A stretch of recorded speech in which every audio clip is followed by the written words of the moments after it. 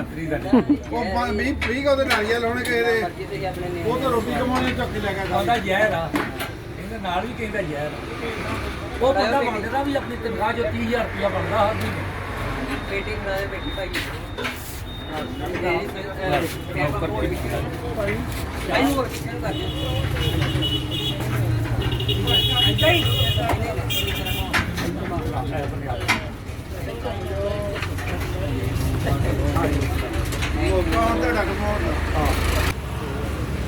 ਇਹ ਇੰਨੇ ਜ਼ਿਆਦਾ ਲਾਈਵ ਹੋਈ ਲੋਕੀ ਸਾਨੂੰ ਭੱਜੋ ਭੱਜੀ ਫੜਨ ਨੂੰ ਭਾਈ ਕਿੱਥੇ ਗਏ ਬੰਦੇ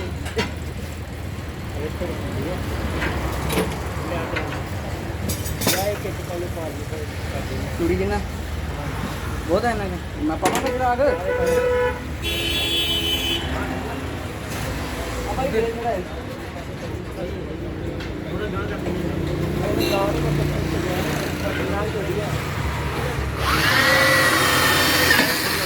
ਲੋ ਜੀ ਦੇਖੋ ਇਹ ਸਰਾਗ ਵਿੱਚ ਸਾਰਾ ਰੇਟ ਦੱਸੀ ਇਹਦਾ ਨਟ ਪਾਉ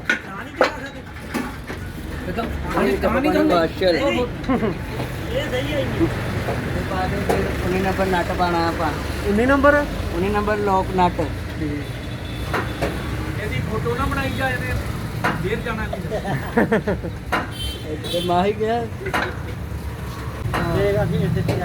हाँ जी गल ਨਟ ਫੜਾ ਦੇਣਾ ਪਹਿਲੋਂ अगे कर बाबे बस इतने मास्ता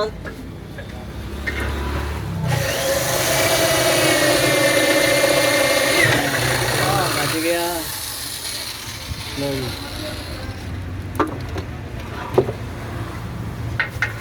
करो ये मेजरमेंट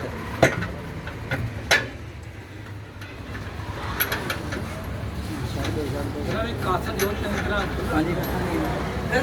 ਮੁੜ ਕੇ ਸਾਨੂੰ ਸਾਰਾ ਕੁਝ हाँ 19 नंबर चाबी पानी बना देगा यार 19 नंबर चाबी पानी बना देगा एक और दे दे यार ਦੋ ਬਣੇ नहीं अदर ला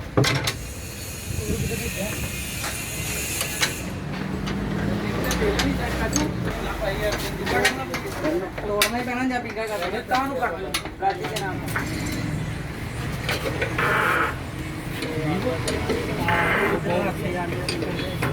ਇਹਨਾਂ ਦੀ ਆਣ ਕੇ 2 ਘੰਟੇ ਲਗਾ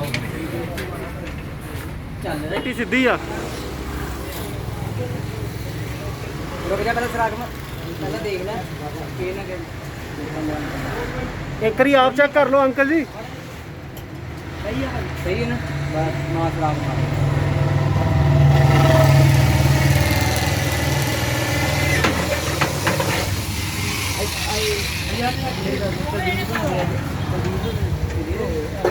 नहीं